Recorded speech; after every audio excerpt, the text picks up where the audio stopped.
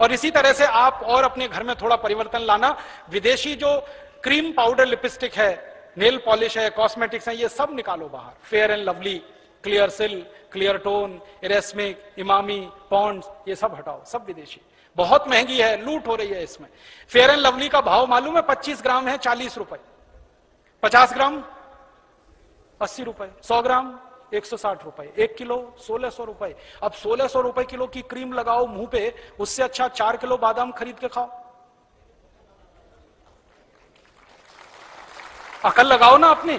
अब 1600 रुपए किलो की क्रीम लगाओ जिससे कुछ नहीं होने वाला, उससे अच्छा 4 किलो बादाम खरीद के खाओ। क्योंकि ये फेयर एंड लवली लगा के कोई गोरा नहीं हुआ आज तक। अगर हो जाता तो अफ्रीका वाले क्यों काले हैं? मैंने लगा के देखा था एक भैंस को 4 साल फेयर एंड लवली, अभी भी काली की काली ही है। दुनिया में कोई आदमी फेयर एंड लवली लगा के गोरा हुआ नहीं, और होने की दूर दूर तक संभावना नहीं। क्योंकि जो आदमी काला और गोरा होता है ना, उसका सिद्धांत ही अलग है। हमारे खून में एक केमिकल होता है, उसका नाम है मेलेनिन। जब मेलेनिन की मात्रा बढ़ जाती है तो शरीर काला पड़ जाता है, जब मेलेनिन की मात्रा कम हो जाती है शरीर गोरा हो जाता है, और जब मेलेनिन की मात्रा ना बढ़ती है ना घटती है, सामान्य रहती है, तो शरीर सांवला होता है। हम सब हिंदुस्तानी सांवले हैं क्योंकि मेलेनिन ना ज्यादा है ना कम है, और आदर्श स्थिति यही होती है। और ज्यादा गोरा होने के चक्कर में मत फंसो। मैं आपको एक कहानी सुनाता हूं। हमारे देश के एक राष्ट्रपति थे, डॉक्टर राधाकृष्णन, सुना? जब वो राष्ट्रपति बनने के बाद पहली बार लंदन गए तो अंग्रेज पत्रकारों ने उनको चिढ़ाने के लिए एक सवाल पूछ लिया। सवाल क्या पूछा? डॉक्टर राधाकृष्णन से पूछा गया लंदन प्रेस कॉन्फ्रेंस में कि आप हिंदुस्तानी लोग काले क्यों होते हैं? राधाकृष्णन जी ने इतना सुंदर जवाब दिया, वो आप सबको देना। उन्होंने कहा हम हिंदुस्तानी काले नहीं होते, कुछ और होते हैं। तो उसने कहा क्या होते हैं? तो उन्होंने एक कहानी सुनाई। उन्होंने कहा भगवान ने रोटी बनाई, भगवान जी ने रोटी बनाई तो रोटी कच्ची रह गई, वो खाके तुम सब अंग्रेज पैदा हो गए। भगवान जी ने फिर एक रोटी बनाई और वो जल गई, उसको खाके ये सब अफ्रीकी पैदा हो गए।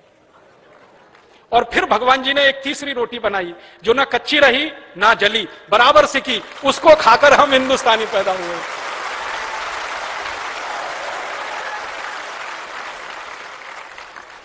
तो हम काले नहीं हैं, सांवले हैं।